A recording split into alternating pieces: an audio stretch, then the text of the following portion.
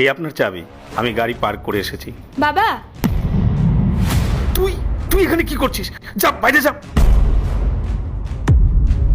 বাবা তোমার সাথে খুব জরুরি আমার একটা কথা আছে।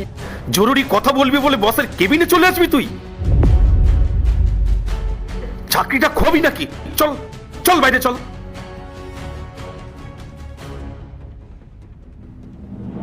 এবার বল কি বলবি? বাবা, তোমার মেয়ে আইপিএস অফিসার হয়ে গেছে। কি? আইপিএস অফিসার হয়ে গেছিস? হ্যাঁ বাবা, ওটাই বলতে এসেছিলাম, কিন্তু তুমি তো আমার কোনো কথাই শুনছিলে না। এই দেখো। এ তুই ইংরেজিতে লেখা, আমি তো কিছু বুঝতে পারছি না মা। কিন্তু তুই যখন বলছিস তখন ঠিকই হবে।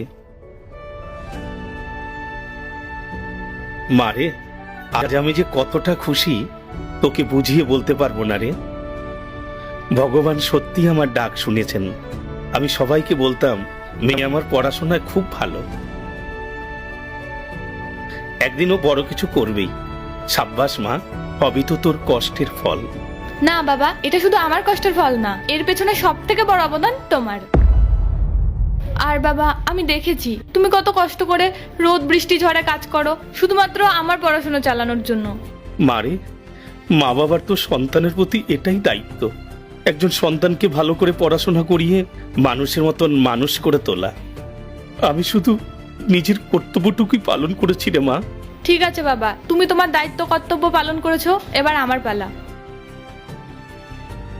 তোমার মেয়ে এখন আইপিএস অফিসার হয়ে গেছে গো, তোমার এখন আর কোথাও কাজ করার দরকার নেই। আর বাবা, আমাদের এবার থেকে আর মাটির বাড়িতে থাকতে হবে না, সরকার থেকে আমরা কোয়ার্টার পাবো। এরপর থেকে সেখানেই আমরা শান্তিতে থাকবো। তোর কথা তো বুঝলাম মা, কিন্তু এখানে আমি এত বছর ধরে কাজ করছি, ওরা আমাকে অনেক বিশ্বাস করে। আমি এখানে নিজের বাড়ির মতন কাজ করি, আর হঠাৎ কাজটা ছেড়ে দিলে ওরা নতুন লোক কোথায় পাবে মা? আমায় কাজটা ছাড়তে বলিস না মা। বাবা, তোমার তো বয়স হয়েছে, তুমি আর চিন্তা করো না, এরপর থেকে তোমার সব দায়িত্ব আমার। বাবা, তুমি সারা জীবন আমার জন্য এত কিছু করলে, তুমি আমায় একবার সুযোগ দেবে না তোমায় সেবা করার? আচ্ছা ঠিক আছে মা, স্যার যদি নিজের থেকে কাজটা ছেড়ে দিতে বলে তবে আমি কাজ ছেড়ে দেব, আর আগে নয়। আমি স্যারের সাথে কথা বলে আসছি, তুই এখন বাড়ি যা। দাঁড়ান, পরেশ আঙ্কেল একটু এদিকে আসবেন তো।